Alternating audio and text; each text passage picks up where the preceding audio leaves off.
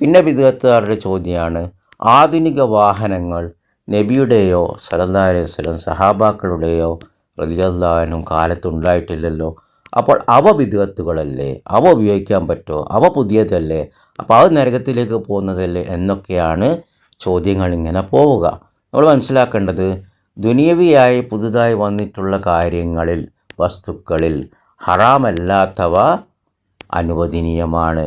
അതിന് നബി സല്ലല്ലാഹു അലൈഹി വസല്ലം നിന്നോ സഹാബകളിൽ നിന്നോ റളിയല്ലാഹു അൻഹും പ്രത്യേകമായ മാതൃകയോ നിർദ്ദേശമോ ആവശ്യമില്ല. ഉദാഹരണത്തിന് ആധുനിക വാഹനങ്ങൾ, വിവിധ ഭക്ഷണങ്ങൾ, കറണ്ട്, ഇലക്ട്രിസിറ്റി, മറ്റ് വിവിധങ്ങളായ ആധുനിക കണ്ടുപിടുത്തങ്ങൾ മുതലായവ. ഇത് വ്യക്തമാക്കുന്ന 2 ഹദീസുകളുണ്ട്. നബി സല്ലല്ലാഹു അലൈഹി വസല്ലം പറഞ്ഞു, അൻതും അലമു ബി അംരി ദുനിയാക്കും, നിങ്ങളുടെ ദുനിയവിയായ കാര്യത്തിൽ ഏറ്റവും അറിവുള്ളവർ നിങ്ങളാകുന്നു. ബാറക്കല്ലാഹു ഫീക്കും.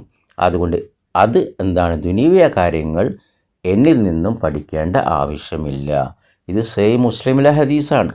ഇനി മറ്റൊരു ഹദീസ് നോക്കൂ. നബി സല്ലല്ലാഹു അലൈഹി വസല്ലം പറഞ്ഞു, ഇൻ കാന ഷൈഅൻ മിൻ അംരി ദുനിയാക്കും ഫശഅനകും ബിഹി വ ഇൻ കാന ഷൈഅൻ മിൻ ഉമൂരി ദീനിക്കും ഫഇലയ്യ. നിങ്ങളുടെ ദുനിയാവിൻ്റെ കാര്യത്തിൽ നിന്ന് എന്തെങ്കിലും ആണെങ്കിൽ അത് നിങ്ങളുടെ കാര്യമാണ്, അഥവാ എന്നിൽ നിന്നും പഠിക്കേണ്ട ആവശ്യമില്ല. നിങ്ങളുടെ ദീനിൻ്റെ കാര്യത്തിൽ നിന്ന് എന്തെങ്കിലും ആണെങ്കിൽ അത് എന്നിലേക്കാണ് മടക്കേണ്ടത്. ബാറക്കല്ലാഹു ഫീക്കും. ഇത് സുനൻ ഇബ്നു മാജയിലെ ഹദീസാണ്.